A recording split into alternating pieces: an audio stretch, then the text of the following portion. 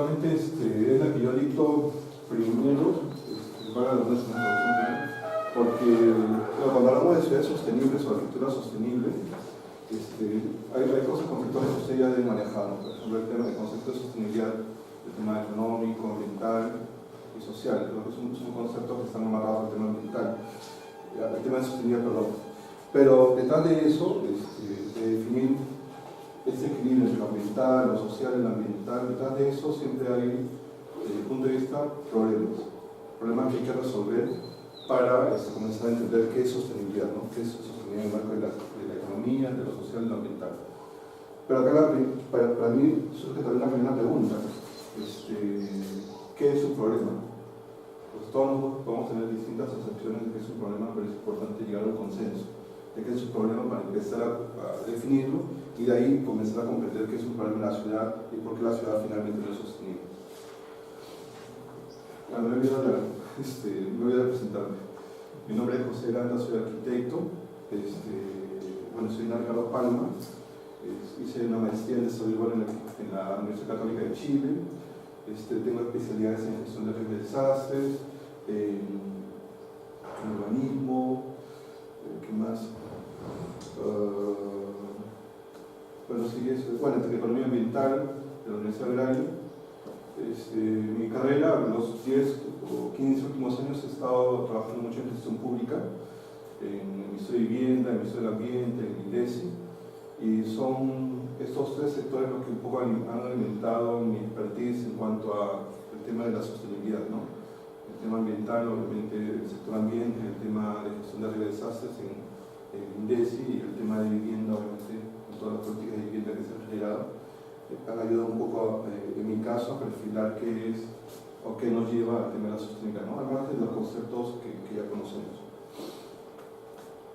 Tengo más, aparte de la experiencia en gestión pública, además soy docente de la Universidad Nacional de Ingeniería, una maestría que tiene que ver con gestión de riesgos de desastres.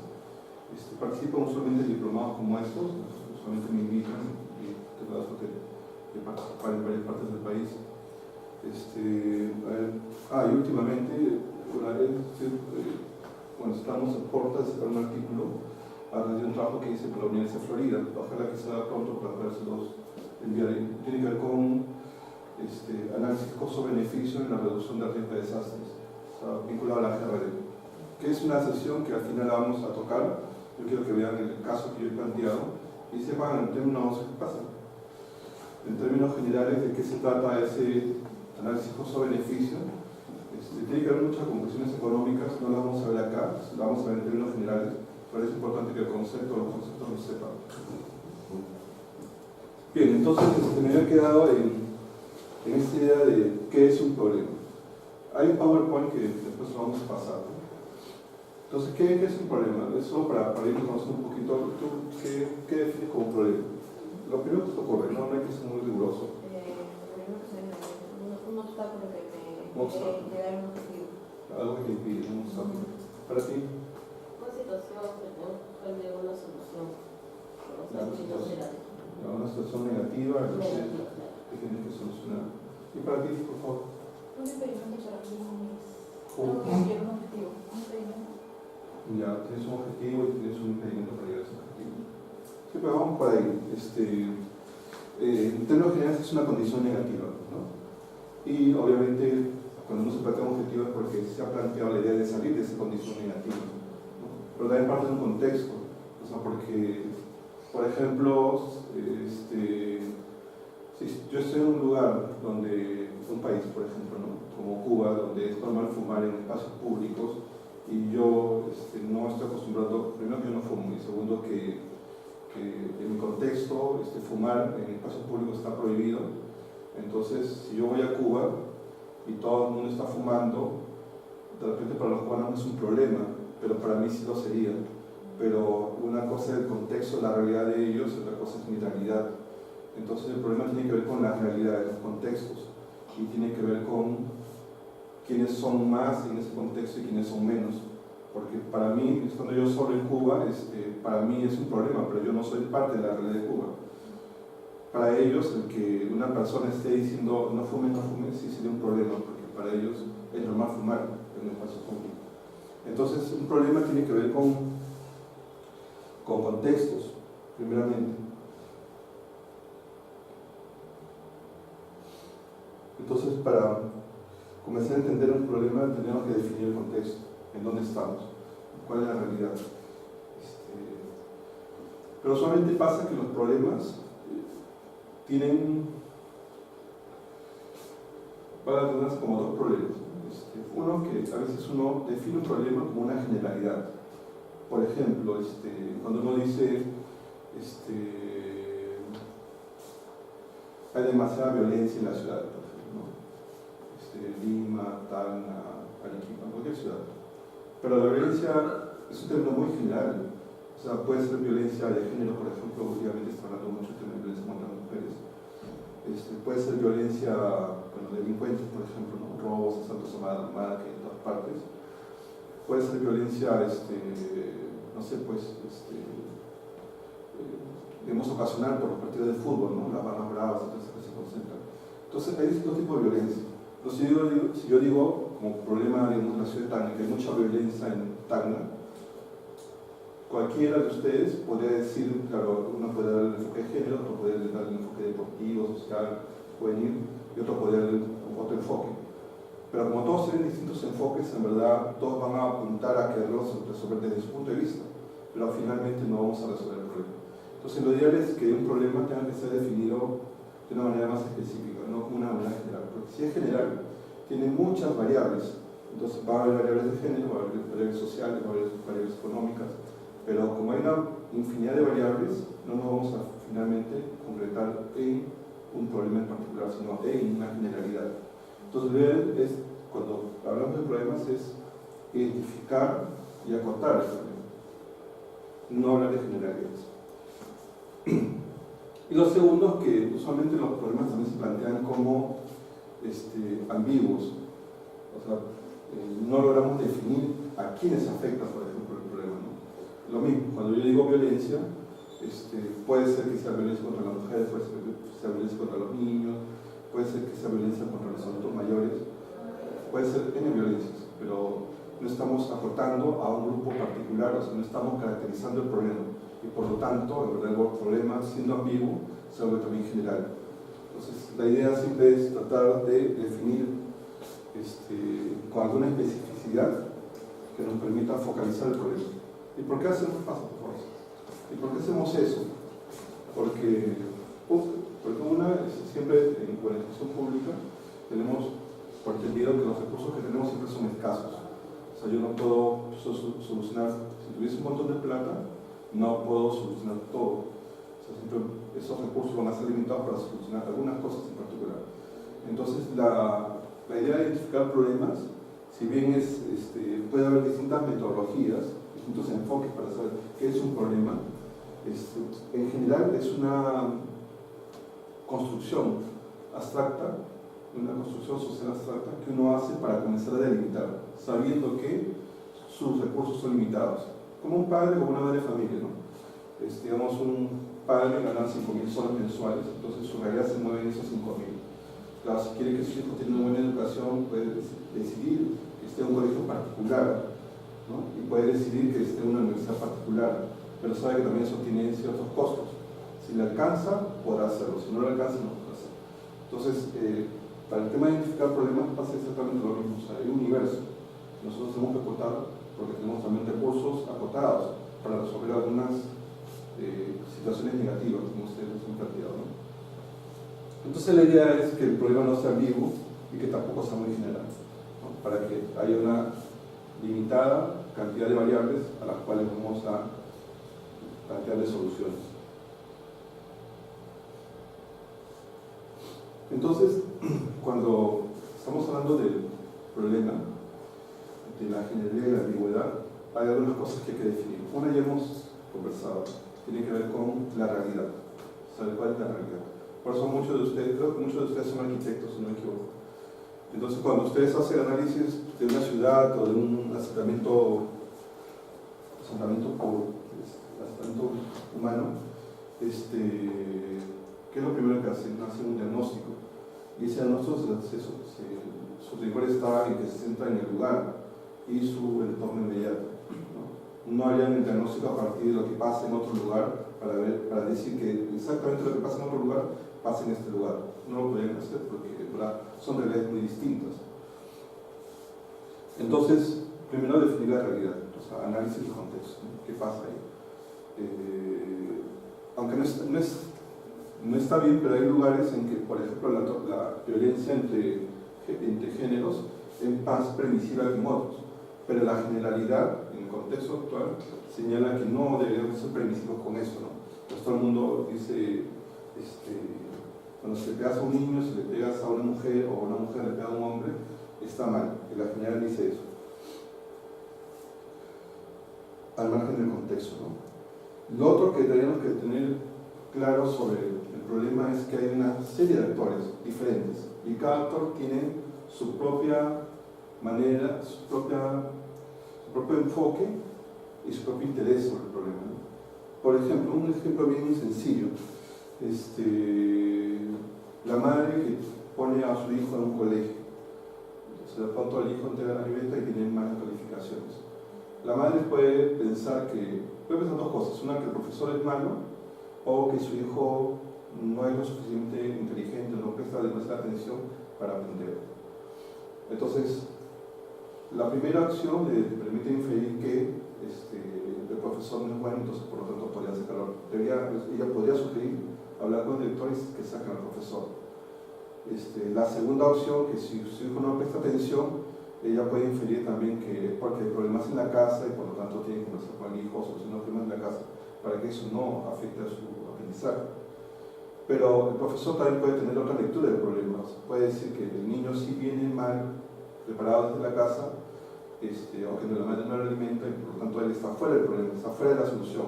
La solución de su problema está en la casa, no está en él. El director puede inferir también dos cosas, que la culpa es de la madre que envía mal al hijo o que la culpa es del profesor que no es suficientemente preparado. Entonces puede hablar con la madre o puede hablar con el profesor. Entonces cada uno tiene una posición sobre el problema. Obviamente es típico, ¿no? La posición protectora, que la verdad le echa la culpa al otro. La culpa es de la madre, o la culpa es del profesor, o la culpa es del director. Pero también está la posición donde ubicas una serie de actores a los cuales puedes culpar, ¿no? Echar la culpa. Y cada uno, como ha identificado, cada actor tiene una posición respecto al problema, también obviamente identifica un interés sobre esa posición. Por ejemplo, como la madre, su hijo saca mala calificación, no puede echarse la culpa, entonces le echa la culpa al profesor. Y la solución, su interés, es que saquen a ese profesor y que pongan un profesor nuevo, para que su hijo pueda aprender. Obviamente el profesor tiene su propio interés, o sea, él está seguro que tiene una buena metodología y está seguro que el chico viene mal alimentado del colegio, entonces le dice al director que hable con la madre. Su interés es que el director hable con la madre, no que él salga del colegio. Entonces cada uno tiene su propio interés. Y lo mismo pasa en el tema ya de la sostenibilidad de la ciudad. O sea, cuando, por ejemplo, en la ciudad de Lima están reordenando el tema del tráfico, hay muchos actores. Están los dueños de las unidades de transporte, están los colectiveros, está todo el tema del sistema de tránsito, ¿no? Los reguladores, están los que alquilan los taxis, por ejemplo, están las empresas virtuales como Uber o Bit, no sé cuáles otras más. Entonces cada una de ellas tiene su forma de ver el problema de la congestión del tráfico, ¿no? Y cada una dirá, saquen a los taxistas saquen a los taxistas virtuales, por ejemplo, estas empresas no pagan impuestos en el país. En Chile está pensando ya que estas empresas que son virtuales comiencen a pagar tributos en el país, pero parece que no hay forma cómo hacerlo, o no están buscando la forma cómo hacerlo. Pero cada uno de ellos tiene su propio interés. O sea, cada actor, los que hacen colectivos, los que hacen taxis, los que tienen unidades más grandes o son comités de transporte, tienen su propia idea sobre cómo solucionar. Y siempre saquen al otro y nosotros ordenemos un poco más, ¿no? Entonces cada actor tiene en su contexto, tiene su posición, una posición en particular sobre el problema, o sea, sobre la condición negativa, y tiene su propio interés de cómo resolver esa situación negativa a partir de un objetivo que también se plantea, ¿no? Entonces, para entender un problema, no hay que olvidar realidad, actores e intereses.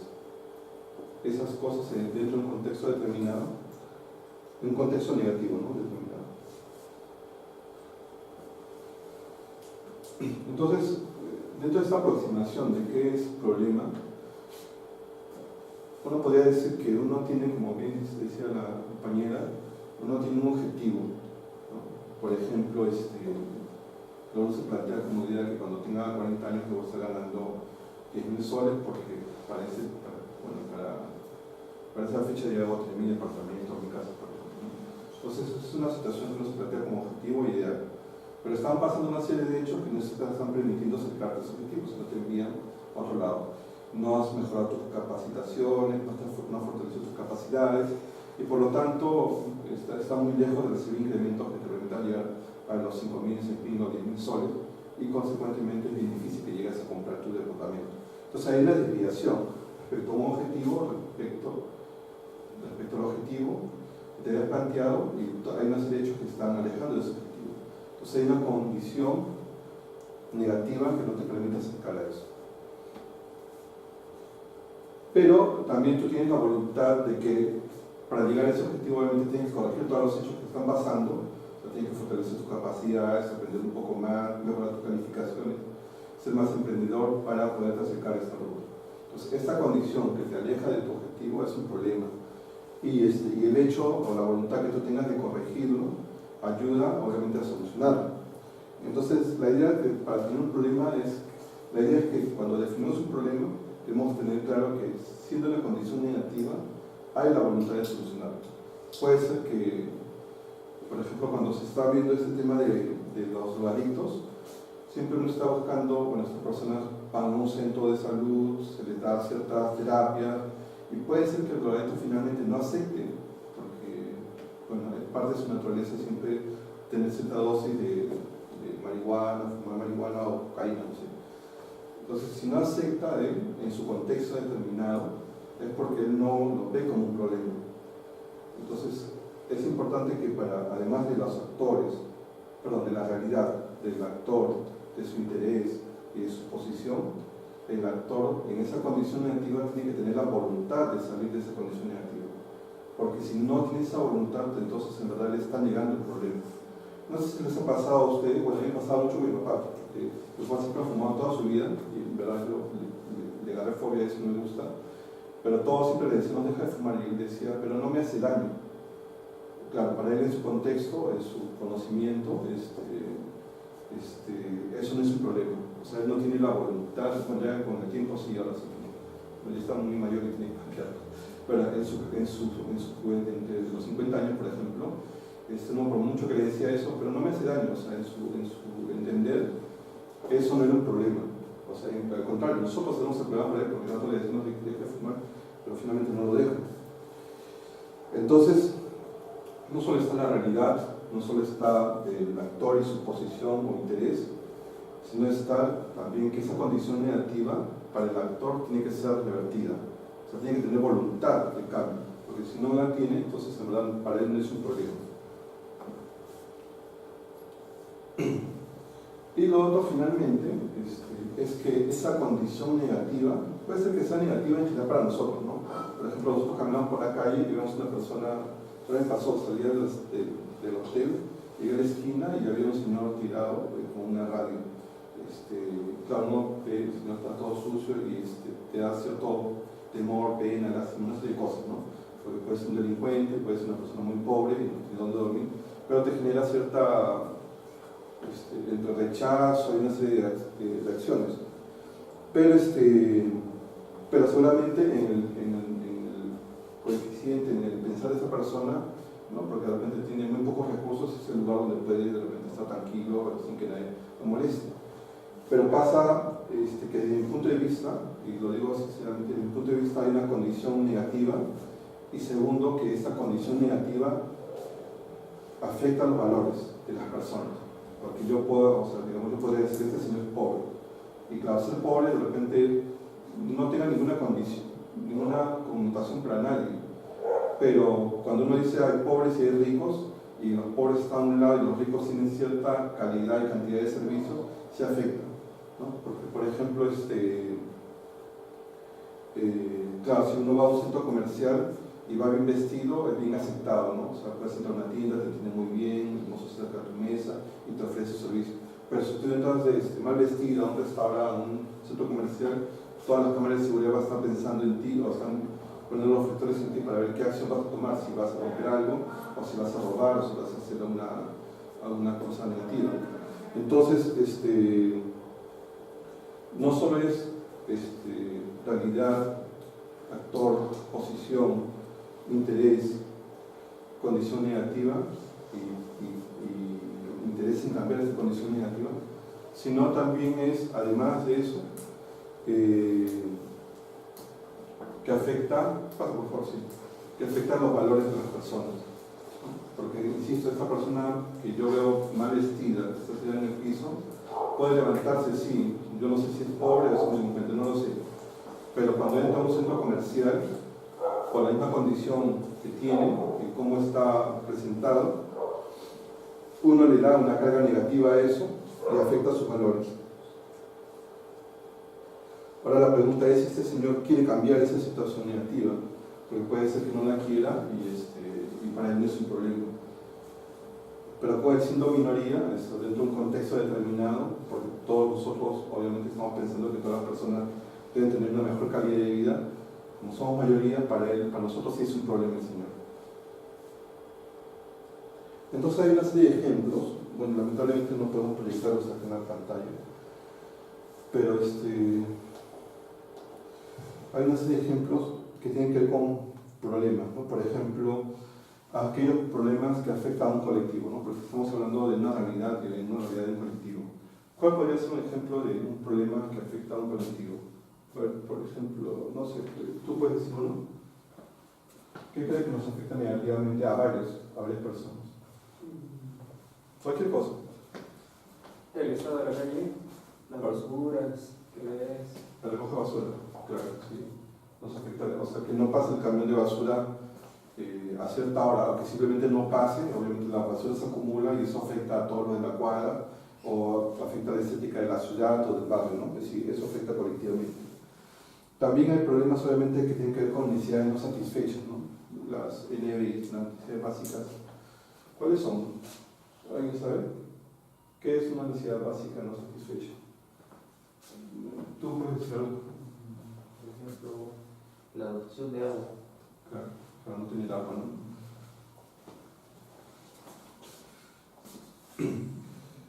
Claro, no tener agua. Bueno, también hay problemas que tienen que ver con derechos no garantizados. Pues hay derechos básicos que tenemos, como el techo, la alimentación, bueno, el cobijo, techo, alimentación, la salud. Son derechos básicos, ¿no? Entonces hay solamente problemas que tienen que ver con eso que tenemos que, obviamente, mitigar, ¿no? Entonces, más o menos ya tenemos la idea de qué es un problema. ¿Cuáles son los componentes para definir un problema? Está la realidad o el contexto, están los sectores con sus posiciones, sus intereses, la voluntad que deben tener ellos para resolver eso, ¿no? Entonces, para definir un problema, para conocer todas esas cosas requerimos una aproximación. O sea, yo no puedo, que es a veces lo que usualmente se hace en política pública, y que está mal, honestamente está mal. A veces tratamos de resolver un problema desde Lima, por ejemplo, o desde el escritorio, ¿no? Sin tener evidencia empírica del lugar que nos permita tener certeza de que eso es un problema. Claro, yo estoy en Lima y yo quiero que todas las ciudades donde voy sean como Lima, ¿no? Que tienen más o menos los mismos servicios y todo eso. Pero lamentablemente no va a ser así. Yo trabajé un tiempo en el año 90, el año 2004, creo, en Huancavelica. Y antes de estar en Huancavelica trabajaba en Marcona, antes de estar en Marcona trabajaba en Lima. Entonces todo era muy distinto. Claro, Lima, muchas comunidades, Marcona es un desierto y no hay mucho. Como ciudad no hay mucho. Y de ahí pasa la Huancavelica que cierra y tampoco hay mucho. O sea, bueno, yo creo que Huancavelica es muy bonito, pero claro, no es comparativo, no se compara con Lima, tampoco se puede comparar con Tacna. Pero para estar en Huancavelica, o sea, lo que ofrece Huancavelica a los que viven en Huancavelica está bien, o sea, porque es otro contexto, es otra realidad. y uno tiene que aprender a adaptarse a esa realidad para entender los problemas que están ahí. O sea, yo boto la basura en Lima, o sea, bueno, si yo, por ejemplo, este papel, lo puedo tener en la basura y es notorio, pero en Huancavelica, claro, botar residuos orgánicos, por ejemplo, no es tan notorio, no se ve tan, porque en verdad todo eso lo consume la tierra, en verdad es una zona rural, y hay otras formas de hacer manejo de los residuos sólidos ahí, ¿no? Uno puede encontrar otras soluciones, pero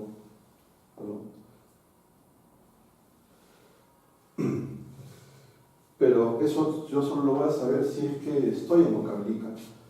Por ejemplo, algo que me pareció curioso es cuando yo estaba, cuando uno está en Lima, ven mucho tema de artesanías, y usualmente las artesanías uno se les imagina que está en Cusco y son las que se exportan, todas estas cuestiones de Machu Picchu, los tejidos, todas esas cosas. Pero yo cuando llego a Huancavelica me enteré que en Huancavelica exportaban cojines a Europa. Y claro, decía que cojines. O sea, primero que la noticia sí me impactó porque usualmente Huancavelica es una región que está en una de la pobreza juntamente con Apurímac y Ayacucho. La gente es muy pobre. Y la ciudad de verdad es bien pequeña. Y entonces primero la noticia me causó mucha curiosidad. ¿Quién hacía esos cojines y cómo hacía para exportarlos de Huancavelica a Europa?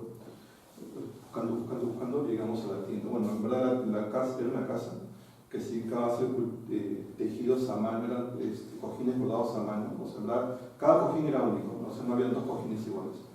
Y eran hechos por personas muy humildes, pero era su labor de hacer el telar de distintos colores, de hacer los tejidos de distintas texturas, era muy bonito. Pero también era, bueno, en Huancavelica era caro y obviamente cuando llegaban a Lima era súper caro y Europa no sé cuánto costaría.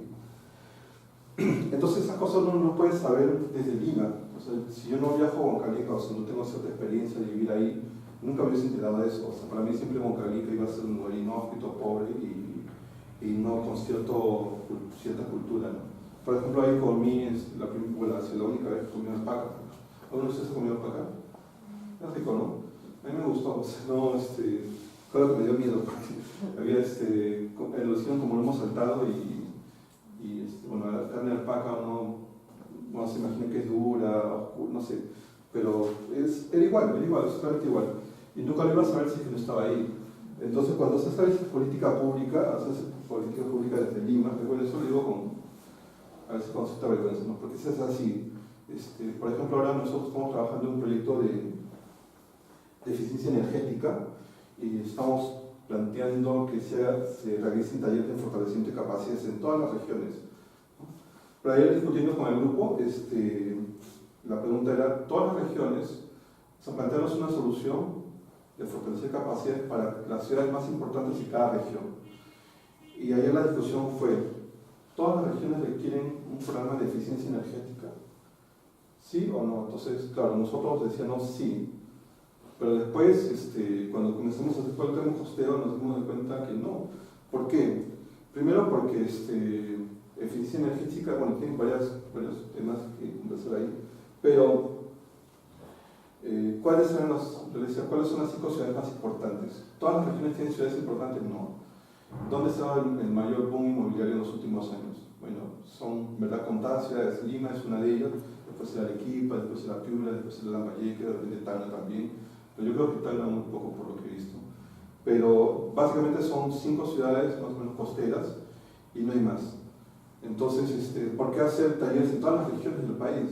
Si en verdad debemos concentrarnos de repente en las que más están, las más desarrolladas entre comillas, porque son las que más están consumiendo energía no renovable, digamos, ¿no? Y en eso se entró la discusión.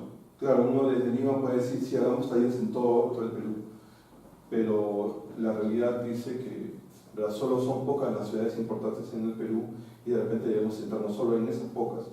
Entonces lo mejor es hacer, cuando uno trata de identificar problemas, es importante el tema de la evidencia empírica, o sea, las pruebas que nos permitan tener certeza de esa desviación respecto a una situación ideal, ¿no?, que queremos cambiar. Y eso nos va a permitir, obviamente, caracterizar el problema, ¿no? Claro, no es lo mismo no tener agua en Lima que no tener agua en Ica o que no tener agua en Huancavelica, por ejemplo. Son situaciones muy distintas. No es lo mismo la recolección de residuos sólidos en Lima que en Ica o Huancavelica. Los procesos son distintos. Todos los desechos de residuos sólidos de Lima usualmente, bueno, si no son tratados, van al mar y perjudica mucho el paisaje, obviamente, marino. Hay mucha actividad pesquera y eso perjudica totalmente todas estas cosas. Pero no es lo mismo que pasa en Huancavelica, pues, o sea, los residuos sólidos, bueno, sí van al río, pero sus residuos son más orgánicos que plásticos, por ejemplo. Entonces hay obviamente otro tratamiento para estos residuos. Entonces nos va a permitir encontrar una solución más adecuada, ¿no?, al manejo de residuos sólidos en Huancavelica que al manejo de residuos sólidos en Lima o en Ica, ¿no?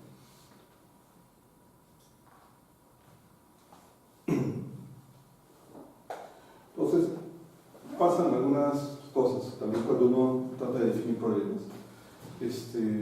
A veces problemas los tratamos de definir con la ausencia de algo. Por ejemplo, ¿no?, uno dice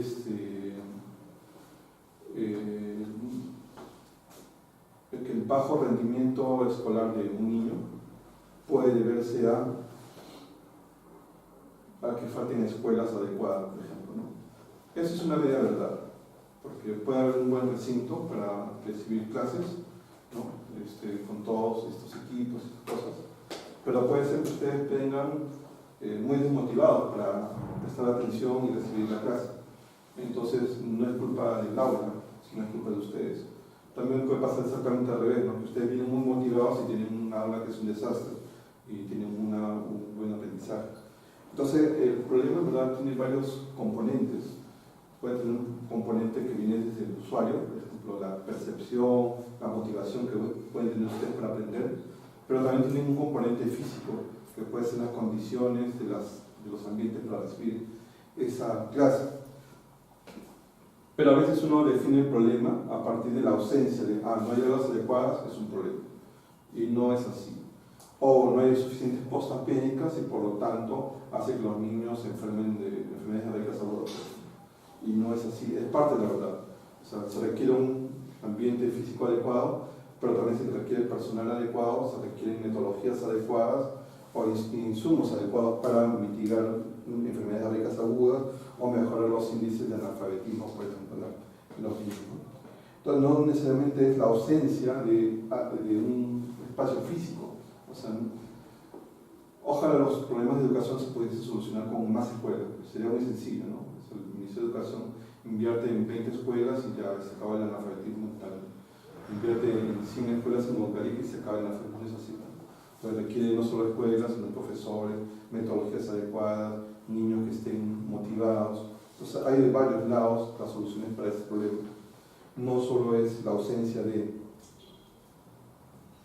Entonces pasa, por ejemplo, que cuando uno dice baja cobertura de los servicios de atención primaria de salud para un poblado, piensa que la baja atención es el problema. Pero en verdad el problema no es solo la atención, o no es solo que no haya un espacio adecuado, sino en verdad el problema es que hay una incidencia de una enfermedad en particular en los niños, ¿no? Tal incidencia de la mortalidad o la morbilidad, por ejemplo, de los niños. Bueno, lo que he explicado antes, la poca cantidad de escuelas en una provincia, ¿no? Claro, uno puede poner la poca cantidad de escuelas en esa provincia como el problema de la ciudad o el problema de educación de los niños. Y no es así. El problema es el bajo nivel educativo. Es lo que tenemos que ver. Las escuelas ayudarán a eso. Pero también hay lugares donde los padres, interactuando con los niños, aprenden tanto como lo podrían aprender en una escuela. Depende mucho del padre. Entonces, el problema no solamente cuando ustedes hacen este acercamiento a la realidad y hacen estos diagnósticos para ciudades o asentamientos humanos, entonces identificarán brechas, ¿no? Van a ver que hay una cierta cantidad de niños y que hay una cantidad de niños que va a entrar por cada aula y por lo tanto infieren que faltan aulas o faltan colegios. Esa es parte de la solución, pero no es la solución a todo el problema, ¿no? El problema también tiene que ver con motivación, con metodologías, con docentes, una serie de componentes.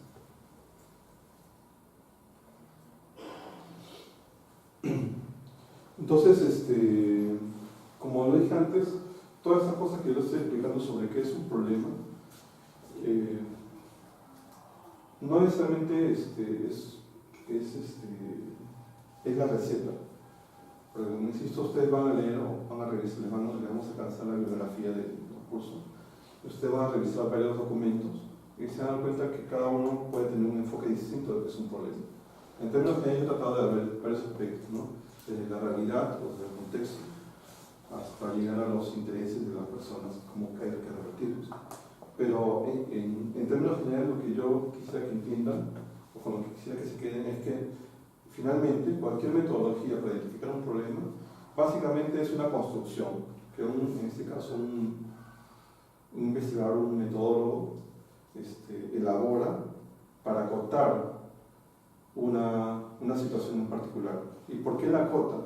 Porque sabe que si fuese muy general no le van a alcanzar los recursos para resolverlo.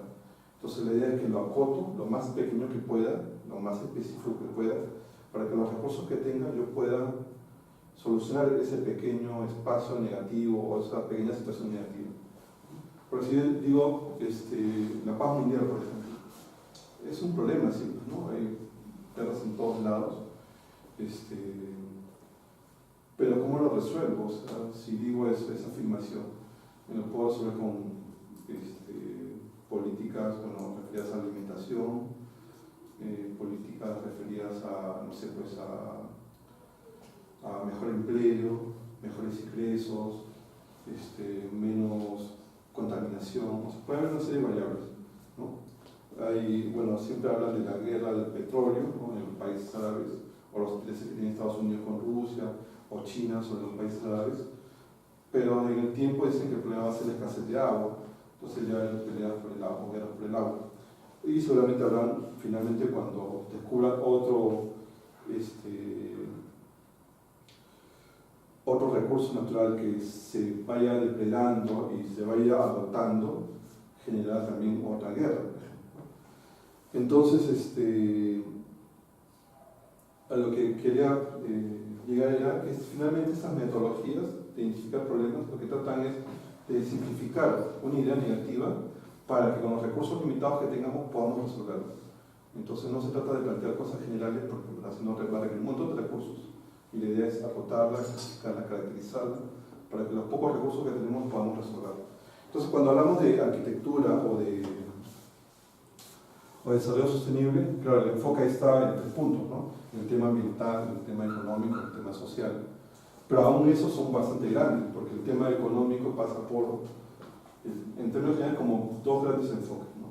El tema del libre mercado, pues, en el caso peruano, bueno, la apertura comercial, desde los 90s, o del 2000, ¿no? Un cambio desde 90, fue el cambio del 90, el partido de Fujimori, y versus otras ideologías donde son economías cerradas, y eso pueden ser los grandes enfoques. Ahora, del aspecto social, claro, también uno podría hablar de varios enfoques, o sea, el tema del chorreo, ¿no? En el gobierno de Toledo, no sé si recuerdan cuando él hablaba de que, bueno, primero crezcan los que tienen más, y en la medida que crecen más, estos van a poder mejorar los ingresos de las personas que están por debajo, y así todos vamos a ir creciendo juntos. Pero la pregunta ahí es, ¿qué tan pacientes tienen que ser las personas que ganan poco? ¿O qué tanto tienen que ganar los grandes para que recién finalmente los que ganan poco puedan recibir algo? Entonces hay enfoques de arriba y enfoques de abajo. Algunos pensarán mejor en un equilibrio entre las cosas. Entonces, insisto, el problema en general es una construcción abstracta. Es una construcción que nos permite acotar para que los recursos en general nos puedan alcanzar para resolver esa situación negativa, ¿no? Entonces, por ejemplo, un problema que pongo siempre como ejemplo, cada uno puede decir, pobladores en situación de pobreza y sin casa, ¿no? La condición negativa es que son pobres y no tienen casa. Entonces uno tiene que comenzar a especificar eso, qué significa ser pobre y qué significa no tener casa. Y son esas 2 condiciones negativas las que nos permite filtrar, ¿no? Porque yo puedo tratar de resolver, por ejemplo, el problema de pobreza de las personas que viven en los asentamientos humanos de la periferia de la ciudad de Tacna, por ejemplo. Pero eso es muy general, ¿no? de repente lo acoto diciendo, bueno, vamos a plantear a la gente pobre, las personas que son pobres, pero que no tienen casa. Entonces yo lo he acotado, lo he especificado más. Ya no son 1000 personas, de repente ahora son 500.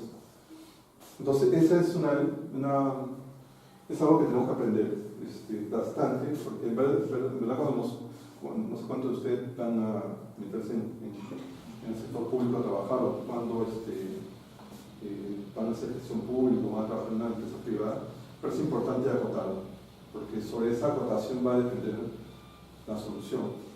Entonces,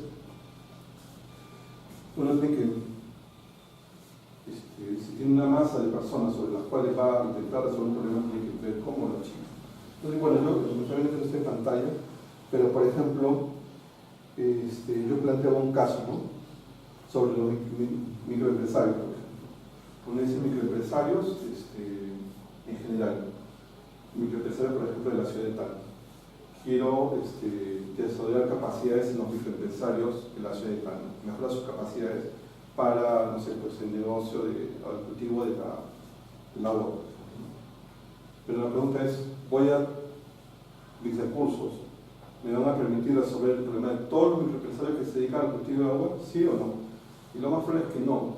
Como digo, siempre los recursos son limitados. Entonces uno tiene que pensar cómo acoto este tamaño de población. Sean 1000 personas, o 1000 agricultores. ¿Cómo lo puedo acotar? ¿Alguna idea? ¿Alguien puede decir cómo puedo acotar? Tengo 1000 microempresarios que se dedican al cultivo del agua. ¿Cómo puedo acotarlo?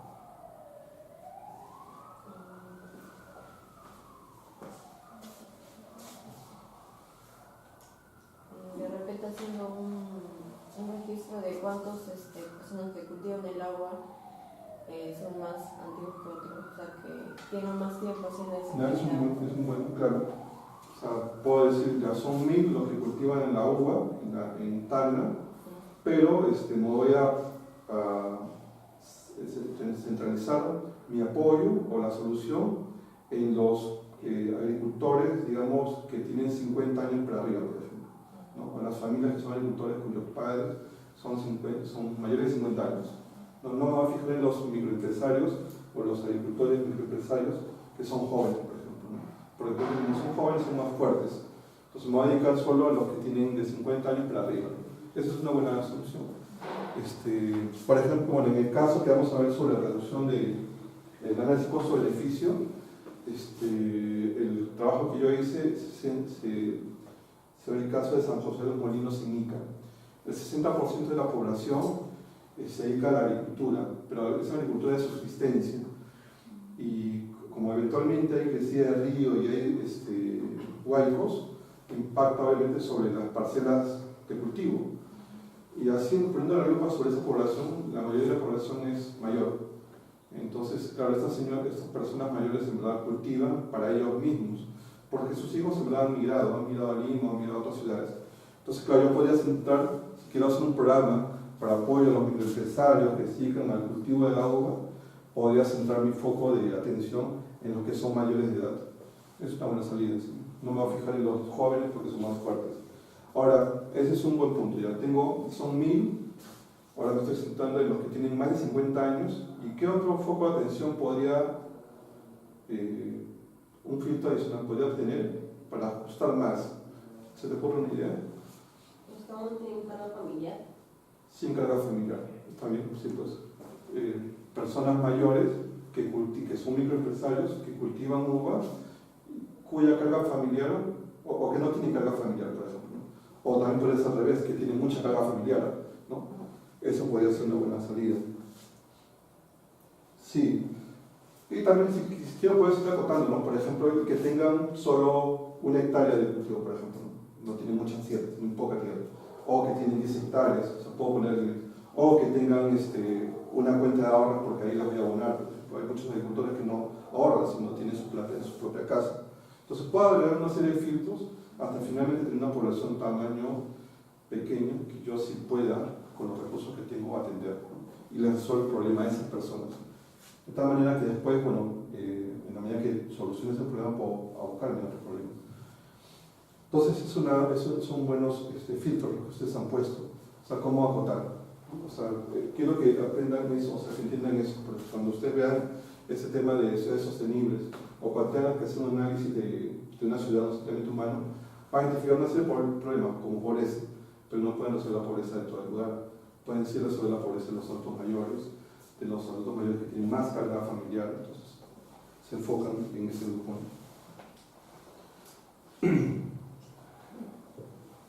Bueno, también pueden agregar otros filtros, como por ejemplo, viendo cuáles son o cuántos son sus hijos, cuántos son sus ingresos, por ejemplo, ¿no? Pueden ser los agricultores, microempresarios, adultos mayores cuyos ingresos, por ejemplo, están por encima de los 1.000 soles, pero inferiores a los 4 soles, por ejemplo, ¿no? Entonces, es un grupo pequeño también, pero tiene varias listas, o sea, pueden enfocarlo en varios temas. Claro, de repente ustedes no tienen muchos recursos y quieren aprovechar las capacidades que ya existen. También pueden hacer una pequeña línea base para preguntar a todos los agricultores de ese lugar si han recibido, por ejemplo, una capacitación. Y puede ser que algunos sí hayan recibido capacitación. Entonces, lo que ustedes harían es, bueno, reforzar, fortalecer la capacidad existente, pero agarran solo ese nicho del mercado. Ese grupo de personas que ya tienen una capacidad y simplemente la quieren fortalecer. Que es distinto de aquellos que no tienen ninguna capacidad, tienen que empezar de cero, requieren más recursos y por lo tanto una mayor exigencia para la solución. Entonces, tenemos que aprender eso, a acotar, para poder encontrar una solución al problema. Lo otro que también tenemos que aprender es a diferenciar los actores que están en el problema. Como hemos explicado, hay distintos actores y cada actor tiene distintos intereses, o uno o varios intereses. Pero hay actores que están, por ejemplo, cuando uno encuentra una solución para estos microempresarios, va a haber una serie de actores que aparecen, ¿no? Por ejemplo, los que van a ser beneficiados directamente del programa o de la solución, las personas mayores de 50 años que son microempresarios que se dedican al cultivo de la vida. Pero también va a haber seguramente actores que son opositores al proyecto. O sea, aquellos que el proyecto no les va a alcanzar, no les encuentra una solución, ellos van a ser opositores, van a decir, ¿por qué a mí no? ¿Y por qué a ellos sí? Entonces, hay una serie de tipos de actores que tenemos que aprender a identificar. ¿Quiénes son los beneficiarios?